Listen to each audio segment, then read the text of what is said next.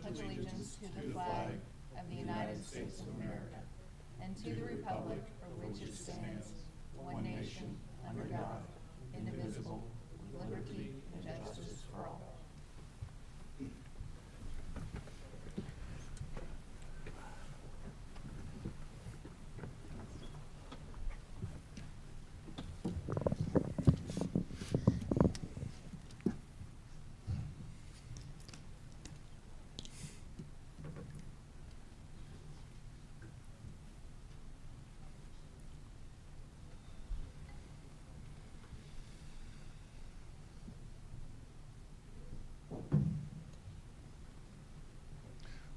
We're going to start as soon as we get a sense that the live stream has begun. All right? Okay.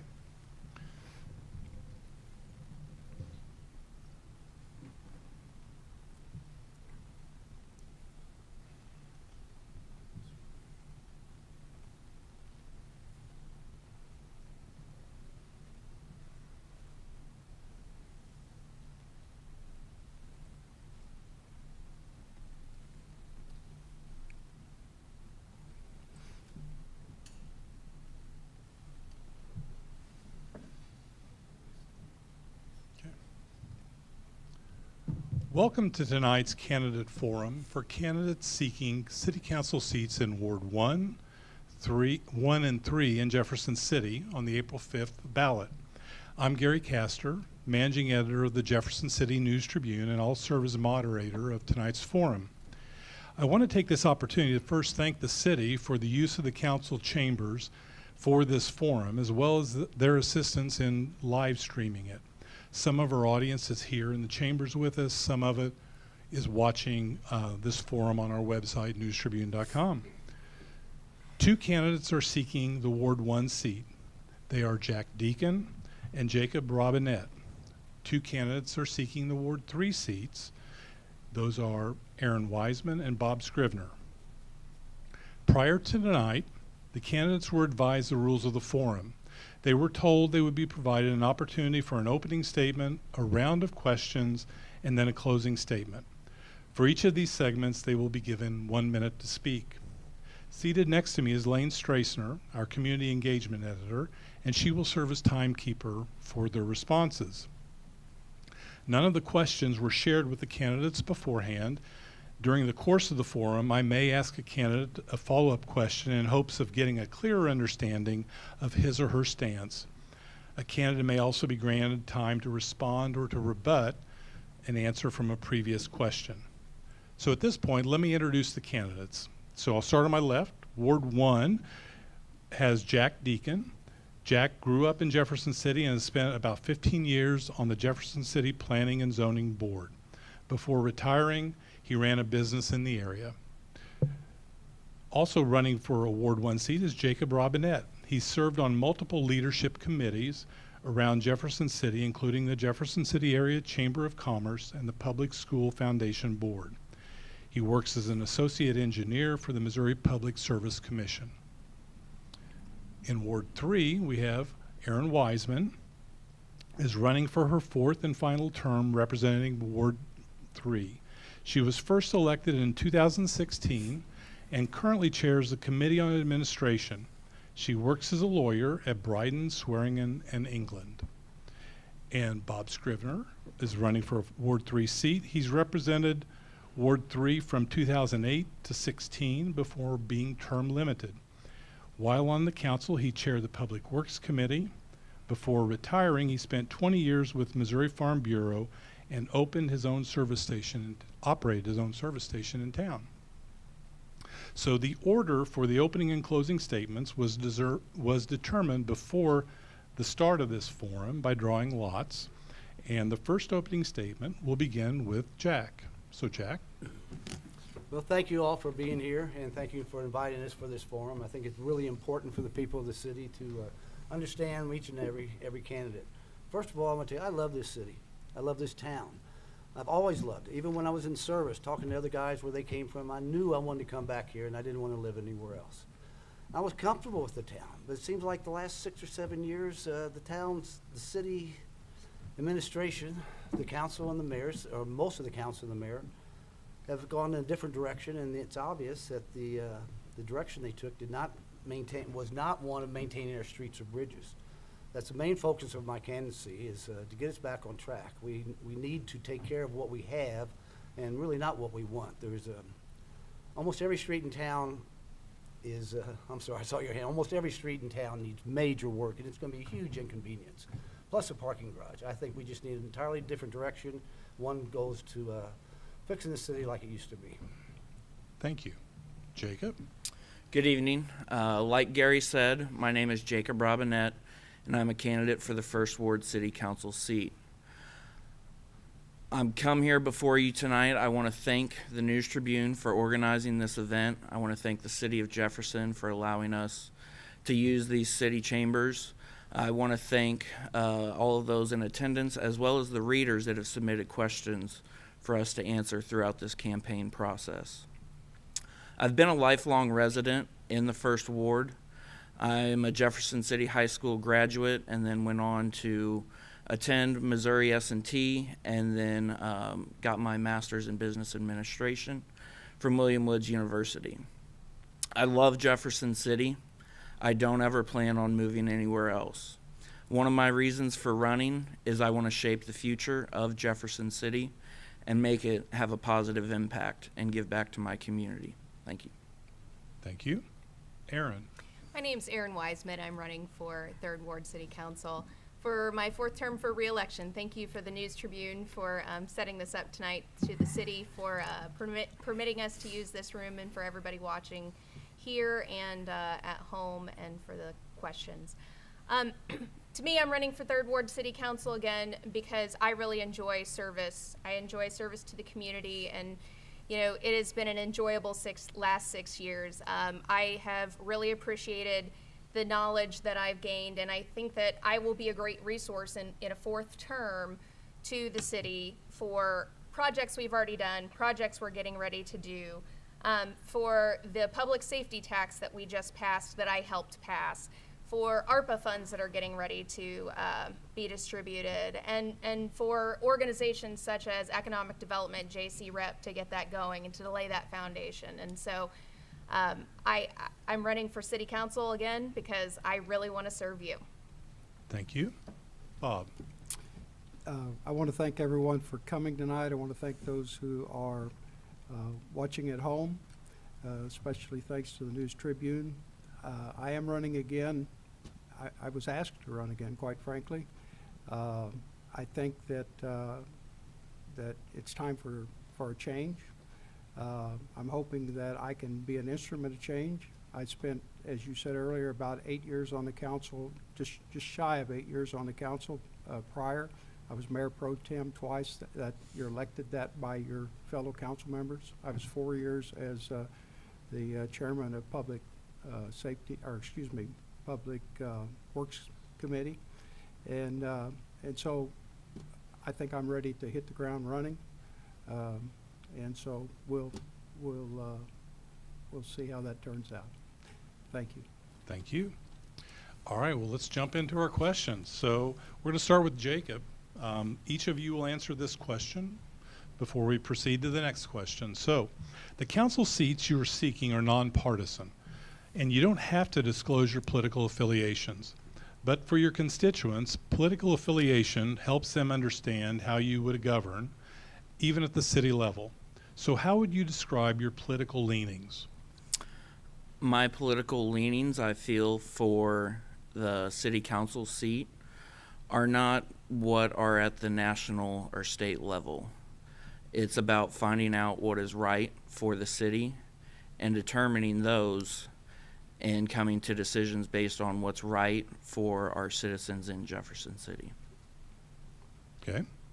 Aaron?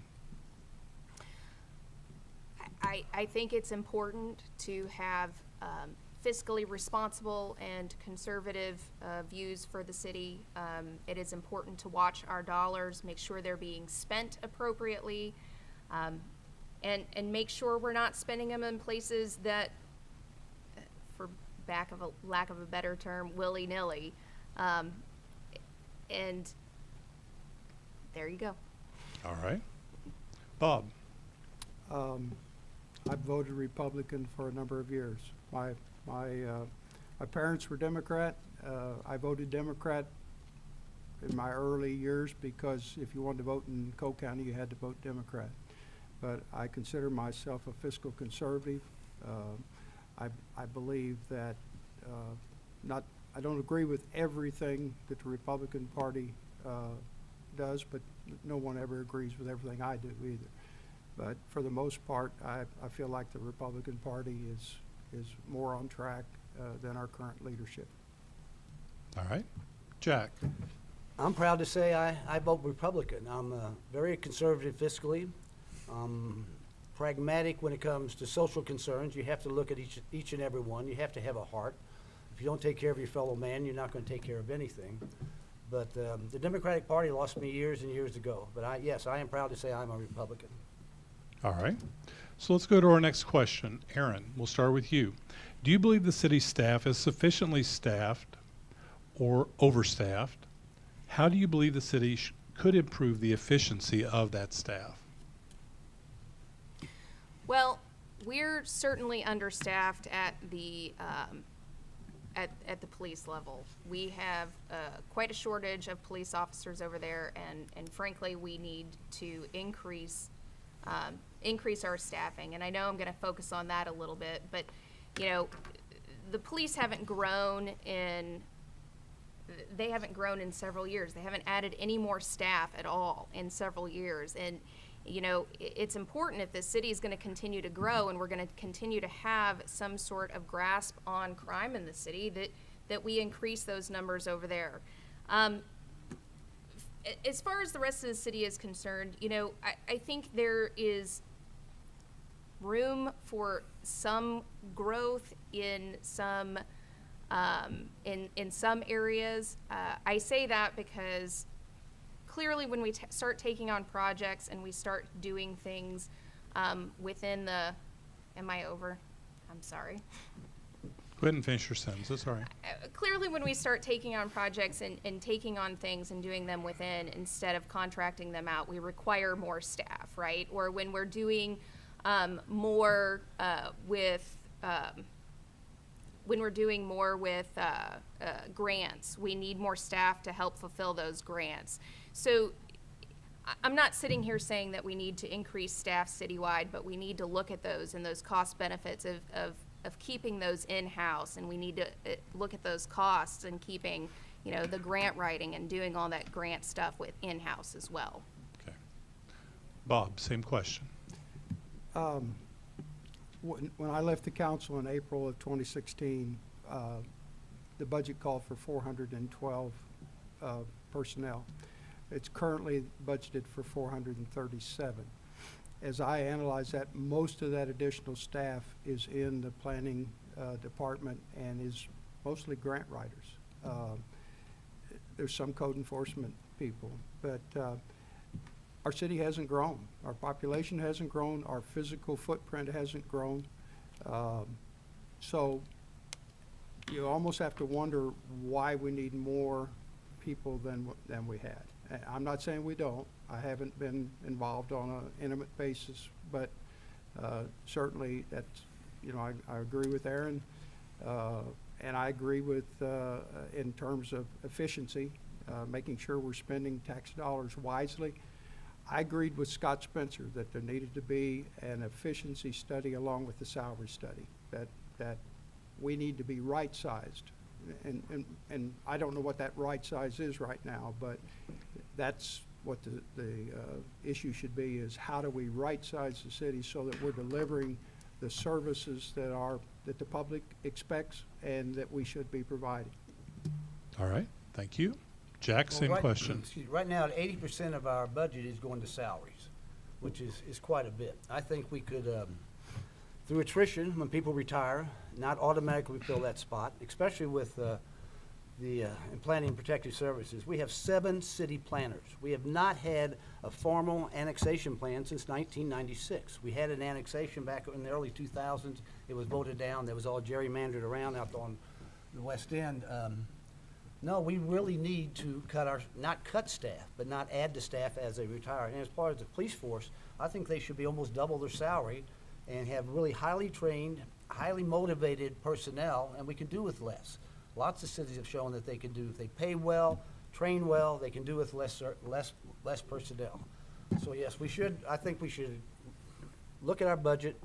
We haven't had any growth, and through attrition, through not rehire automatically. All right. Jacob? I think we need to be looking at the retention and the recruitment of our city staff. I don't believe that our city staff is too big. I think there is several vacancies there, like with the police department. But the passing of that public safety tax was a critical in going forward that's going to be to help those vacancies and the recruitment of that. I think being efficient is one of the most key things to having a successful city government. So, All right. Thank you. Let's go to our next question. Bob, we'll start with you. The police and fire departments have been in talks with the city the past couple of years concerning wage compression. As pay has increased to recruit new officers, the wages of those who have been here longer have been compressed. How well do you believe fire and police are being compensated in Jefferson City? And if you believe they are underfunded, where would you find the money to remedy that?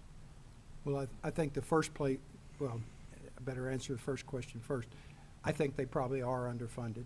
I think that the turnover and the fact that people are leaving this city to go to work somewhere else, almost always for more money, is an indication that they are underfunded. Salary compression is an issue. I think that the public safety sales tax was passed with the idea that it would address that, so that's where the money would need to come from. I have said all along I was a proponent of that tax, but I wasn't necessarily a proponent of the way it was worded and the way it was passed. I think it has the potential of creating conflict in the future. It's my understanding in talking to police officers and firemen that there was a commitment made by current council members that they would not take any of the capital, any of the other funding that the police and fire are getting now to be utilized in other areas of the city. If that happens, we may in the future find ourselves with two classes of employees because we don't have the funds to address salary compaction for other employees. So that is a situation to be rectified and determined in the future. I'm not sure how that's going to work. Okay. Jack, same question. For one, the police and firemen, it's incredibly dangerous, and especially with the police, a thankless job. I don't think we can pay them enough, actually. I mean, it would be a horrible job for me, and I'm not afraid of stuff, but you just don't know.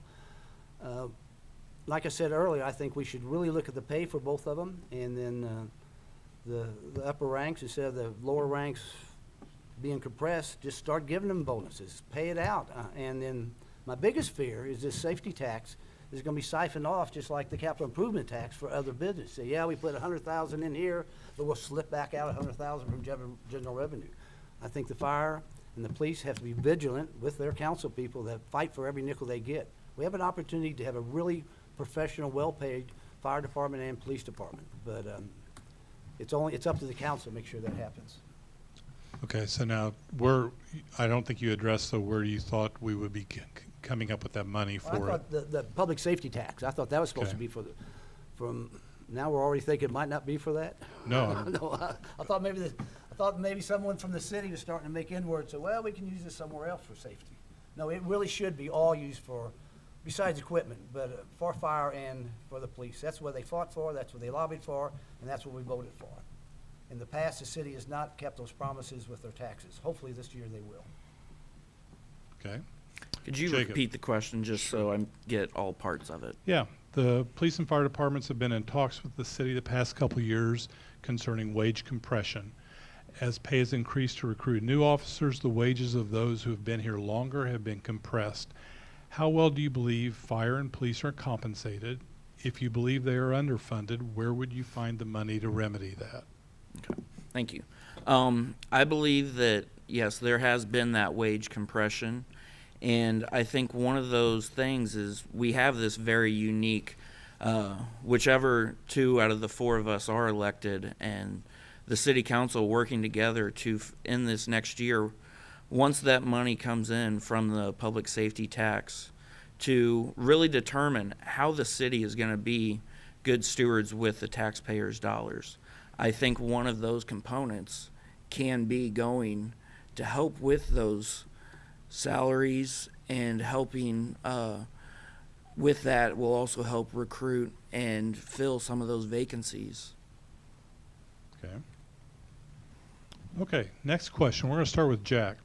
The city charter provides a separate funding mechanism for parks, and the Parks Commission retains control of its spending and priorities. Hey, Gary. Do you want me to answer that as well? I mean, I don't have to. Well, I'm Aaron, sorry, I think that'd wasn't be... trying to interrupt you. I'm just trying to rush through this, I guess. My apologies, Aaron. So yes, absolutely. Please answer that question. Yes, we have wage compression. Yes, we need to fix it. We need to do that. I think we're going to be able to do that with public safety tax. And then we have an opportunity with our ARPA funds to be able to address some of that as well. And although that's a one-time shot, I think that we have an opportunity to compensate some of our employees for their really hard work during COVID. And so I think that those are 2 great opportunities to be able to deal with the compression and the salary issues. There, I made it short for you. There we go. Thank you. And my apologies for skipping you there. All right, Jack. So let's come back to you. The city charter provides a separate funding mechanism for parks, and the Parks Commission retains control of its spendings and priorities. Do you believe that should change so that the council has more direct control over all park spending? And if so, or if not, explain your answer.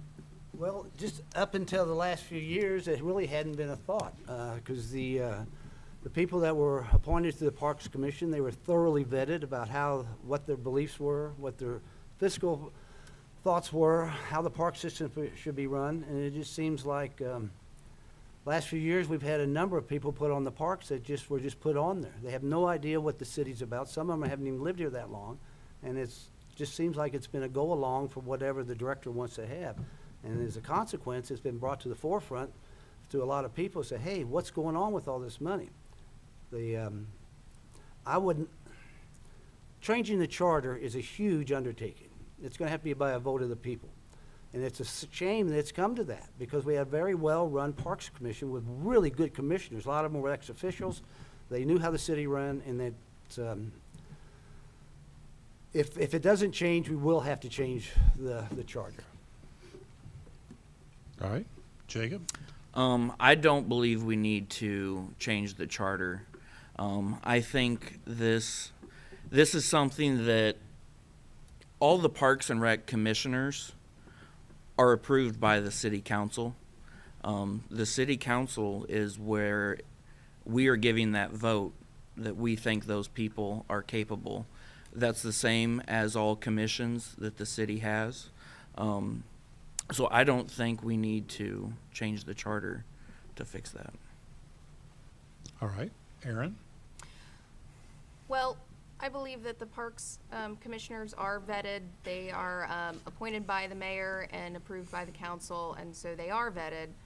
And I believe we do background searches if necessary on these people. But as far as changing the charter, if we're going to change the charter, we have to put this information in front of the charter committee and let the charter committee make a recommendation to council. And when last time we had a charter committee, they did not want to make that change. And they didn't even want to recommend that to council. And so I don't think we ought to make that change per the charter committee. If the charter committee comes back with something different, we should look at that. All right. Bob? The Parks Commission is a body appointed similar to a number of other commissions, but they are the only ones that have control of a budget the size of the parks budget. It's a very sizable, multi-million-dollar budget. And they are not answerable to anyone once they're appointed. And the director has been questioned multiple times about his spending practices, about the fact that he is giving raises outside the approval of the council. And so at this point, I would say that there probably needs to be more investigation, but I think there also needs to be a mechanism for the council to have final say. And I'm not satisfied with the way things are right now. And if I'm elected, we'll certainly be looking into it. All right, thank you. Next question, we'll start with Jacob. How would you assess the city's economic development approach? What should it be doing differently to improve its performance?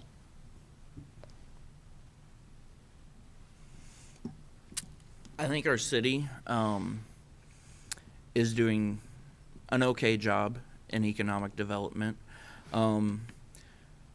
With the split of the Chamber of Commerce and the Jefferson City Regional Economic Development Partnership, I think we're going to see a change in direction with that economic development. I think the director and the staff we have there, their sole job, and they have the background in the economic development and attracting new businesses. I think along with that, I think the redevelopment of the prison site will be a huge economic driver for the city and also very much for the First Ward. All right. Aaron, same question.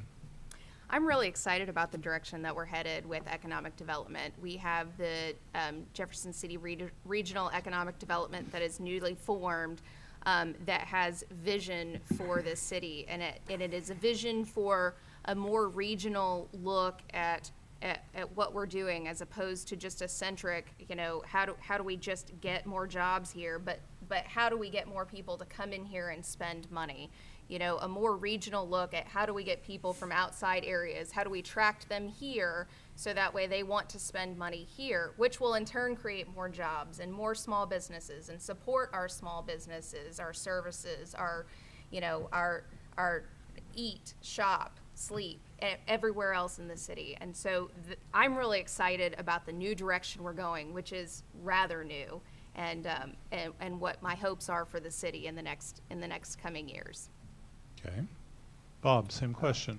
Yes, I think that the split between the chamber and the economic development, the new group, was a positive thing.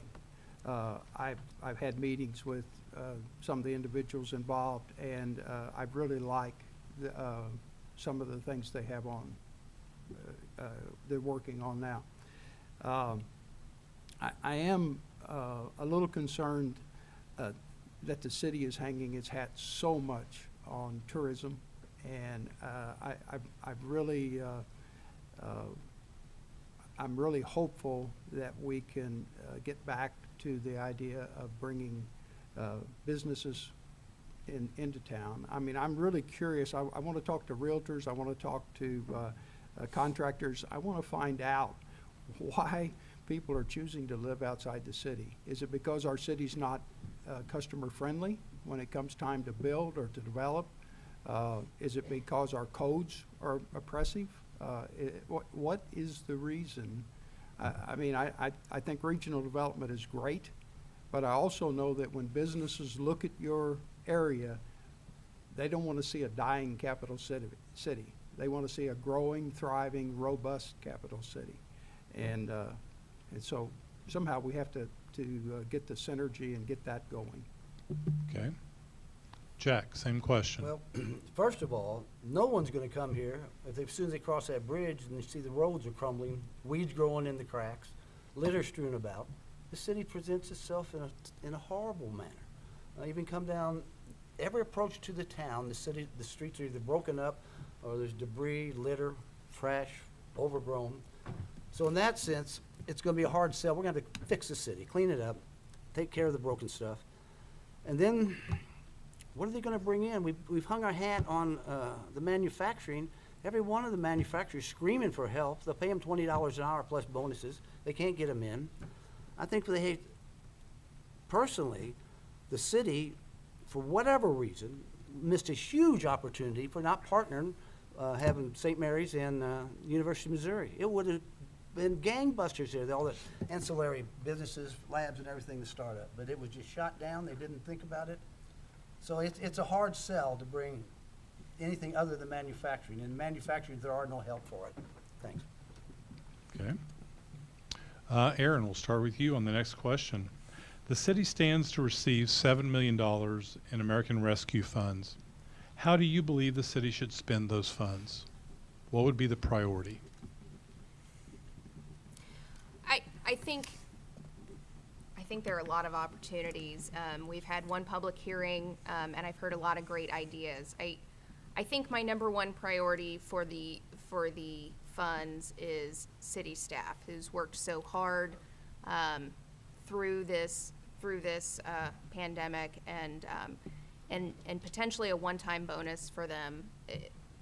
Police and fire, who have had to do so much in such a, not only in their regular dangerous profession, but adding into that a pandemic and the virus that is so easily transmissible. But I think that's my number one priority is city staff in this budget. Okay. Bob, same question. Well, I think $7 million just basically falling out of the sky is kind of a one-time opportunity. It's almost transformational money if we use it correctly. According to the mayor's budget a year or so ago, the city's deferring $300,000 a year in building maintenance, almost $1 million in vehicle and equipment purchases. They used $2.3 million in CARES funding to subsidize the transit system. That money's not going to be available in 2 years, so the city's going to have to come up with that $2.3 million.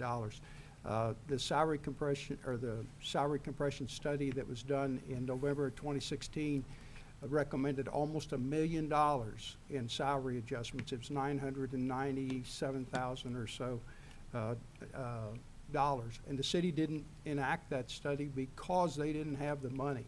There's a ton of needs in this city, and we keep talking about things that we're going to add instead of things that we already have that we need to take care of.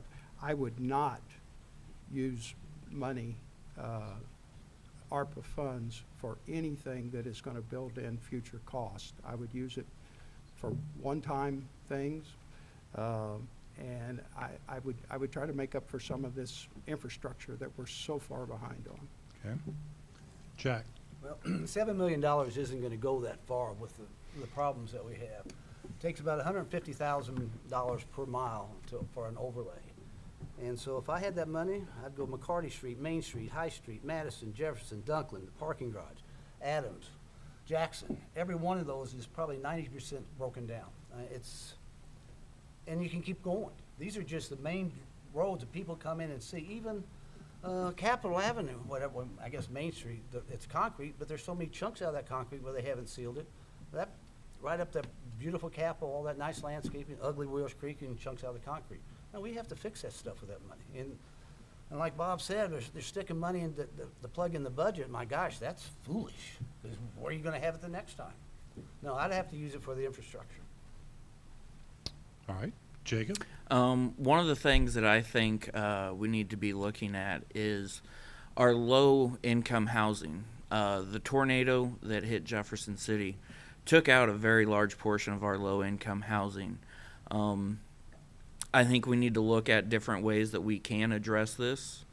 But I think the biggest thing is we need to assess all of those either entities that come and are asking for ARPA funds, I don't think the city staff has presented their request yet. But I think we need to assess all of those to really determine, take this money and make it into an investment that we're getting the return on this 50 years down the road, 25 years, not just a patch to fix tomorrow's problem. Okay. All right, let's go to our next question. We'll start with Bob. Critics of tax abatement programs say the programs either place more tax burden on residents to the benefit of businesses or deny taxing entities the revenue source they need to operate. Identify one abatement program that has worked well in your opinion and one that hasn't performed to the expected levels, and then explain your answer. Let me clarify, are you talking about a specific abatement that the city gave? Yes. Okay. Well, I was chairman of the Chamber of Commerce the year that we recruited Command Web. And I think that it has been an excellent TIF, tax increment financing. We gave, for us at that time, a fairly substantial incentive to get them to come here. They paid it off early. And since then, they have done multiple expansions, multiple equipment upgrades, significant increase in the number of employees, and we haven't had to give any incentive at all for the additional expansion. I think the jury's still out on the Capitol Mall. I'm not sure that that has worked very well. We were all hopeful at the time. I was on the council at the time. I voted for it. I think we all wanted to make sure that we could keep Penny's and Sears and those anchor stores that were out there and keep a viable mall. That hasn't worked out well. Sears is gone. Penny's is still there. Dillard's is converted, and the old Sears building is now a part. I mean, it's been the state is in there, so we're getting no revenues from that. So that one probably hasn't worked very well. All right. As we go to Jack, I will say on this question, because it has multiple parts, I mean, certainly we'll go a minute and a half on the response. I realize trying to squeeze all of that into a minute's a bit Herculean at the least. So, Jack. Well, Bob stole part of my answer. Command Web was a success. And like you said, the Capitol Mall is still out. I'm not real sure about the financing on the south side. I think there was great hopes there. It's slowly coming back. I think one that was a good one of the first was Juanita O'Donohue with O'Donohue's restaurant there on the, I guess that's East High. Man, that whole area is bad. There was across the street, there was a fix-it shop, Blackwell's, but nothing else. They were trying to get the prison brews going, but O'Donohue got that going, and that entire corner is now viable, and it's doing really well. So that was a good one. But they really have to be looked at closely. I've got a thing. I said, shut mouths, don't catch flies. But I don't think I would have given the TIF to the medical group for a for-profit surgical center, especially everything they've tried to do to stifle medical care. I just think that whole medical situation in Jefferson City is a shame the way we've allowed it to have not as good a care as we could have. Okay. Jacob? As far as the tax abatement program, I haven't done enough research to say which ones have worked throughout the years. But I will acknowledge, and the Capitol Mall is still very much, the jury's still out. I know the intention was to attract and make that improvements. The beautification has gone there. We have lost some of our big businesses that were there. They are attracting some of the smaller businesses like Starbucks and Pizza Hut. So I think the jury's still out, but I will have to do more research on the tax abatement process. Okay. Aaron? The St. Mary's complex is one of my favorite tax abatements because it has the Marriott hotel. It now has the Starbucks, the Burger King over there. It seems like, we have finally, we're the 50th state capital to get a freestanding Starbucks, so that was pretty exciting. They brought that to us in that complex. So that seems to be like a really great tax abatement.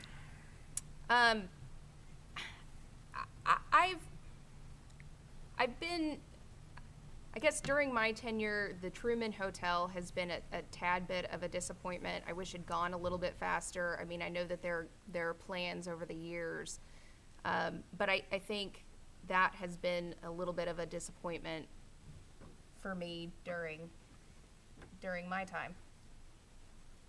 Okay. Next question, we'll start with Jack. How supportive are you of the city's plans to develop MSP? How would you assess the progress of the negotiations, and what concerns, if any, do you have regarding the development? Oh, time, I guess. We do this dance in Jefferson City. I mean, that's not this project. It's good sometimes, it's bad sometimes, but overall, it's good. We don't jump in things willy-nilly. I think it'll be a good thing once it comes to fruition. I'm concerned about the late start. I wasn't privy to the financing and how it's going to go. It's just a wait and see. It would be nice, but I'm not sure where we're going to attract all this retail with a population. We've lost 100 people in the last 10 years. The county's grown some, but there's only so many dollars to go around. Until we really increase our population, our sales tax revenue, and actually our retail isn't really going to increase. So, all right, I'll go. Jacob. I am very in support of the MSP redevelopment. Through my talks with various people, there is progress that is being made on it. But that's one of the things I think that as a city council that I need to bring is a more open dialogue about the progress and things that are going on there. One of my big concerns is the financing on it. I know there's several things there that are of concern, but I am a very big proponent of it. If elected, I plan on sitting on any committee or being at every meeting as it relates to MSP, because I think this is a huge potential thing for our city and more importantly for the First Ward. All right. Aaron? I am supportive of developing MSP. I was not supportive of this current plan that has passed. I felt like when the developers came in and proposed a plan to us, that they basically just took everything that were, hey, it would be nice if we had these are things that you could include, and they just took that list and then stuck it on a piece of paper because they thought it would appease us. And for the most part, City Council passed it. I can't remember how many of us said no, but we ended up passing it. I still am concerned that they put on a piece of paper whatever it would take to appease us so that way they could get the bid. I am not certain that their dream will come to fruition, and I think it's our job on City Council to make sure it does. I'm supportive of their ideas, and I want to make sure that those come to fruition, because even though I wasn't supportive of that plan, I think it's important that they follow through and give us what they promised us. All right. Bob? Very supportive of the idea to develop MSP. I don't know enough about the inner workings. Obviously, I haven't been involved. I have met with a principal in the new economic development group who says that they are supportive of the plan, which I think is encouraging. In fact, I think they used the word game changer. They said part of the delay has been that the developer was asking for 2 additional acres on one side of the site and willing to trade 2 acres that he didn't need, and the state has been the obstacle there. The Office of Administration has been slow in making that happen, but according to this individual, it should happen any day now. Interestingly enough, when we were debating whether to put a convention center down here on McCarty or put one at the mall, I was saying that we should put it at the prison. So, but the other two options were our only option at the time. But I'm glad to see that we're going to put a convention center at the prison. I think that'll be a great anchor over there. Okay. Next question, we're going to start with Jacob. A survey on proposed boundary changes in the Jefferson City School District yielded comments that were frankly racist and painted a city that has pockets of development that were to be avoided. What's the city's role in addressing those comments, as well as addressing the conditions that created those feelings?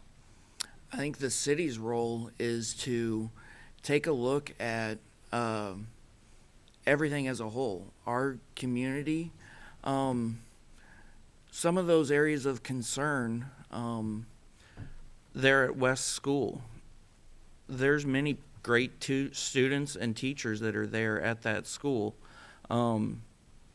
There's great educators all over our community. There's great students. That's the thing, we need to work with the school district as well as the teachers to support the educators in our school district. Okay. Aaron? So, really tough question.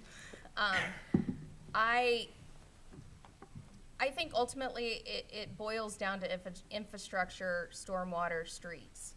I think that maybe that some of those areas need more work on infrastructure, streets, and stormwater, and we can contribute to that and help make it a safer area and a more desirable area to live in, thus making it a better area to go to school, because the property taxes raise, the standard of living raises, the quality of life raises. Okay. Bob, same question. I agree with Aaron. It's a tough question because I'm not exactly sure that the city has a specific role other than to just make sure that as we conduct our daily lives, as we conduct city business, that there's no signs of racism, there's no signs of bias or prejudice. Everyone is treated equal. I can understand people having concerns about boundary line changes. If you bought a house thinking your child was going to go to a specific school, what I don't understand is the comments and the way they were voiced, and I have to believe it was just a few. I have to believe that the city of Jefferson is not a racist city. I don't want to believe that it is, and so I just have to believe that it was an outlier, you know. But there's just no room for racism. Jack, same question. Well, this town was segregated by custom to 1968 at least. I mean, we have a long, long history of segregation and prejudice. It's just the way the town is settled by upland Virginians. We had 900 slaves here in 1860. There was even more in Howard County and across the river over in Boone County, but that's just the way the city was started. It's just a hard prejudice against poor people more than anything. That's most of my kids went to East. One of my daughter taught at Tharp. Some of the best educated kids in town came out of East, Tharp, and Lewis, especially Lewis and Clarkdale. My gosh, she's doing a wonderful job over there. But it's just a perception, and how you can change a perception, I don't know. But it's long and it's ingrained. I worked real hard on a campaign for a man who should have been a sheriff, and he was a man of color a number of years ago. The prejudice I ran across in the county was amazing, but that was learned from their parents. So I just, all right. Okay, so we're going to go a little bit deeper onto this subject because some of it is perception, perhaps. So there's this perception that there's a side of the city that's thriving, the west side, and a side that isn't, the east side. So what should or could the city do to try to encourage development and population growth on the east side? And so, Lost track of where I've started here. We started with Jacob, so we'll start with Aaron. You're trying to skip me all night. I think I have been. This is a prime opportunity to talk about nuisances and dangerous buildings in the city. Those are things that we need to focus on. We need to make sure that we have an opportunity to address those nuisances. We need to continue doing that throughout the city. As far as dangerous buildings, we need to quickly get through them and figure out whether they are salvageable buildings, and if they are salvageable, we need to get them quickly through the process, as quickly as we can, to be salvaged. And if they're not, we need to work on demolishing these buildings, right? And we need to clear that area for something that's more safe. And again, we're talking about quality of life here. We're talking about increasing the safety of the neighborhood, because anytime that you have dilapidated buildings sitting around, you have squatters and people in there who otherwise don't have shelter or don't have another place to turn, who are starting fires to keep warm, or who are maybe participating in nefarious activities because that's the only place that they can do it without being seen. Okay. Bob? I agree with Aaron in that regard. I've long, when I was on the council before, I used to have arguments with Janice McMillan all the time about how codes were enforced on derelict buildings and trash and junk cars sitting around and things like that. I wanted her to actually go through the courts as opposed to going through administrative system. Administratively, it takes about 30 days or longer, and then nothing really happens. Sometimes the city ends up abating the nuisance themselves, and then it goes on the a tax lien, and that's not effective.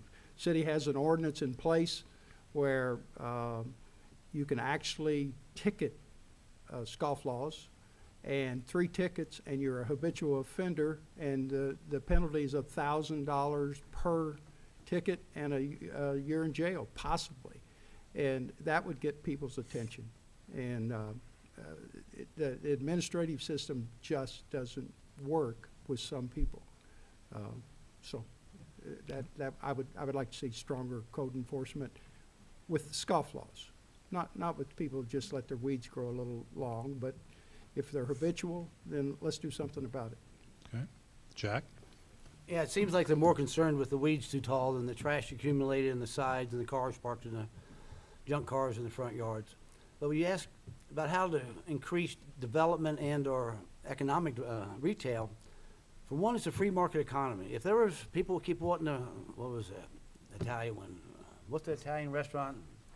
Anyway, they want it here all the time. But if they could make a profit, they're going to come. The city has nothing to do with bringing businesses in. We don't say, hey, come in, give us a spot. If there's a profit to be made, they're going to do it. But there's no places to develop at least in the East End. There's little pockets here and there. And actually, when the city was founded, the land was so poor, no one had claimed it. We're all hills and valleys and rocky soil. So it's awfully hard to put any kind of development, much less residential. And until we get a reason for people to come, it's not going to change. I don't think it'll ever change. It's been this way for 50 years, little increases. Jacob? I think some of the potential things are, with the economic development and the driver of the MSP, if that comes to fruition, can see that impact within the community there. Another one that's potentially still in the works is the Heartland Port Authority. They're still assessing which side of the river to go on. That's another one that can become in the first ward. Another issue is our rental properties. A lot of them are run down. They're not upkept. So you have that. They're only required an inspection one time whenever they're first deeming it a rental property. And then we have a lot of exciting development within the parks. The botanical gardens are coming there, community park. The council just approved the Grant Street redevelopment as well. So then just the beautification of the east side as well. All right, thank you. So we're going to go into our closing statements now. We'll start with Bob. I am, I believe it's time for change.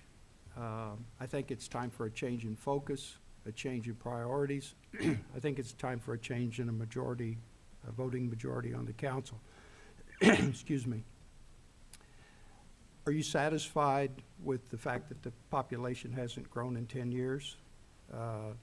That 50% of the streets are subpar condition according to staff? Are you satisfied that there's a barrier up on a sidewalk on Monroe Street for years? That there's a bridge closed on Ohio going into Dunsing Field for years?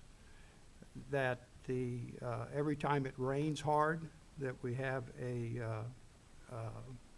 stormwater flash flood? Are you satisfied that the council just authorized another salary study when they have a November 2016 study that made recommendations for salary adjustments that was never enacted? They didn't have the money for that. I'm not sure where they're going to find the money this time. If you're satisfied, then I'm not the person, I'm not the guy to vote for. I know that voting for me is not going to bring about change immediately. We didn't get in this position overnight. We're not going to get out of this position overnight. But it may even take another election to change the majority on the council.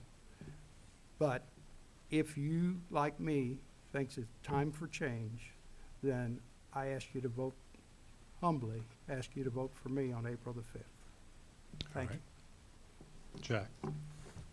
I hate to sound like a broken record, but that's the reason I'm running. I've just noticed I was always so content with the town.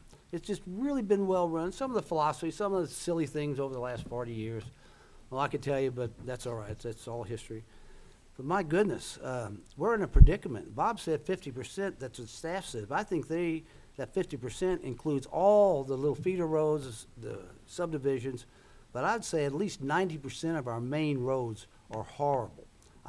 The only one that really looks halfway decent is a part of Industrial Drive, but not the full length of it. And that's because they just finished it. And my goodness, over on High Street, they've got new parts in it. Already cracks are showing, and they haven't sealed them. So no, we need a completely different direction in the council. No new projects. We get these. One thing, Bob said Monroe, they just appropriated $1 million to widen a part of Monroe, which I drive all over town just because I love looking at this town. And I never get on that street. It doesn't go anywhere. It was a ridiculous amount of money to spend. We could have gone all the way from Gerbs West to East End Walmart. Could have paved one full road all the way up with that $1 million. Instead, they're going to widen a road that nobody uses. It's just the wrong priorities. One more object. But we have to fix what we have before we go anything else. Thank you. I ask for your vote for April 5th. 2022. Thank you. Jacob? Thank you to the News Tribune for organizing this to allow me to speak to everyone tonight. As an engineer for the state of Missouri, my job the last 8 years has been to interpret state statutes, analyze data, review contracts, ask questions, and come to a fact-backed decision or recommendation. I plan on bringing that same experience to City Council, and that's why I feel that I am the best candidate for the First Ward. I've been endorsed by the Jefferson City Fraternal Order of Police and the Jefferson City Professional Firefighters Union. And I want to thank everyone for coming here this evening, and I ask for your vote on April 5th. Thank you. Thank you. And Aaron? Yes, thank you for having me tonight. I've appreciated being here to speak to everybody. We've done a lot of great things over the last 6 years that I have been on City Council. One of the most exciting things that we were able to do just happened recently, which was pass a public safety tax that permits us to legally use a tax that is just for public safety and for a lot of different areas. That's going to open up a lot of things for us that we're going to be able to address within the city. You know, we've come and we hired a new parks director. We also have a lot of great things happening in parks that are improving this city, bringing people here with the amphitheater and just our other wonderful little areas here in Jefferson City that they've spruced up in the other park.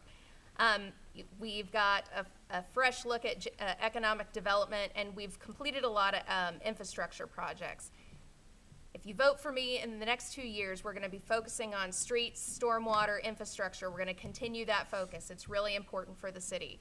We're going to focus on how we're going to spend those public safety funds. We're going to focus on that Jefferson City Regional Economic Partnership and that organization and moving it forward. We're going to focus on how to spend those ARPA funds. So please vote for me on April 5th. All right, thank you. So on behalf of the News Tribune, I want to thank all of the candidates for participating in the forum tonight. I'd also, again, like to thank the Jefferson City staff for their assistance in holding and broadcasting this forum. In addition to stories about this forum that you'll see in tomorrow's News Tribune, we'll have a variety of other means by which you can become more informed about this race or these races. We'll be asking candidates questions that we didn't get to tonight, and then we are also still accepting questions from voters. It's very simple that you can submit a question by sending an email to vote@newstribune.com, and we will be sure to try to get the answers from the candidates. I'm always reminded at these forums that our society is served best by an informed and active electorate. And so I would encourage you who are listening to take advantage of these resources and then get out and vote on April 5th. So again, candidates, thank you. Thank you. Thank you. Oh, yeah, I guess. Good luck. Good luck. You bet. A closing statement, that's all right.